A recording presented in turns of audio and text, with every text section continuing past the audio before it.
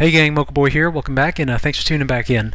So we're going to be covering War 51 in this video, and we're actually going to be skipping War 50 because in War 50 we matched up with an Asian farming clan who just wanted to trade top bases. We met them halfway and we put out 2 of our top bases, but as far as our membership was concerned, we made the decision later on, early on rather, to let everybody launch 1 full attack, and then everybody could do whatever they wanted with their second attack, but everybody still had to attack. It's important for us to get as many training opportunities in as possible, so we didn't want to lose that opportunity.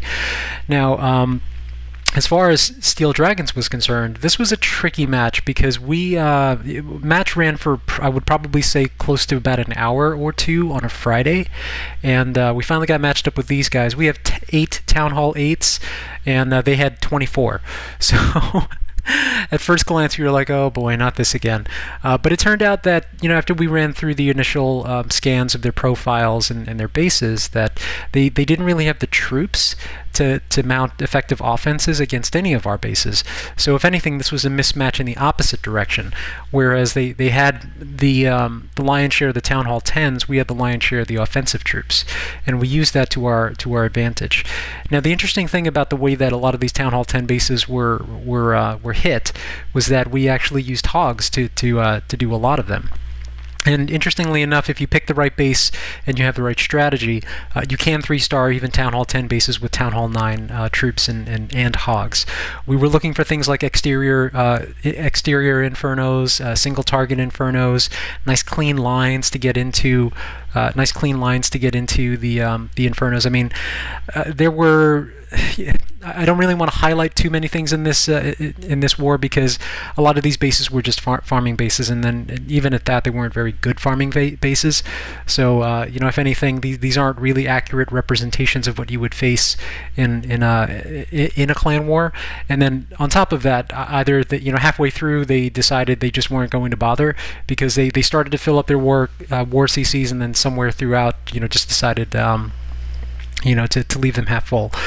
They still ended up launching about half their attacks, so I'm not exactly sure what was going on with these guys, but we went through and 3-starred 21 out of their 40 or 45 bases using a mix of different tactics, but I just wanted to showcase just a few of them for you. And the first one was going to be yeah, so this is actually a follow-up attack to a 2-star attack. We figured we'd, here we go. They're number 5. They're number 5. Pretty much maxed out offenses. Some offenses lagging behind, but level 2 Inferno. There was no rhyme or reason to the way anything was upgraded in this base. But the big thing here is low walls and everything in one compartment. So we threw mass witches at this and 3-starred this base.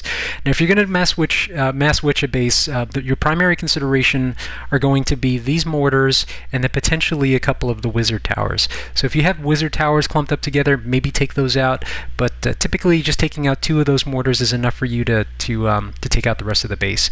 But some of the considerations you do want to make is you want to favor taking out the splash defenses as quickly as possible, because the rate of fire on the wizard towers is enough to overcome even mass witches if you get unlucky. So the standard composition for something like this is 2 golems, 12 or 13 witches, and then some support troops. In this case, I brought some hogs in my CC, and their job was to take out this last wizard tower. But yeah, this is one of those face roll deployments where you take out the first 2 mortars and then you just sit back and watch the fun unfold.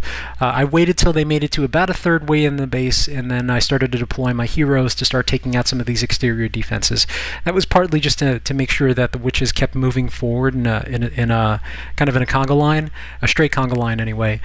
So the hogs are in. They take out that 1 splash defense. At this point, really the only thing that's left that can really hurt them are big bombs, as well as this wizard tower over there. But I've got probably close to 80% of my attack force still intact, and they're just going to keep rolling through this base. They overwhelm the town hall. They overwhelm the other single target infernos. They overwhelm whatever's left. Again, this wasn't really to showcase any kind of skill because there really isn't any involved with attacking a base like this. These were just bad bases to begin with, and thought we'd have a little bit of fun. So that's mass witches. It was 13 witches, 6 hogs. bugs in the CC, a couple wall breakers, 2 golems, and then 4 lightnings in the kitty to take that out. So good fun there.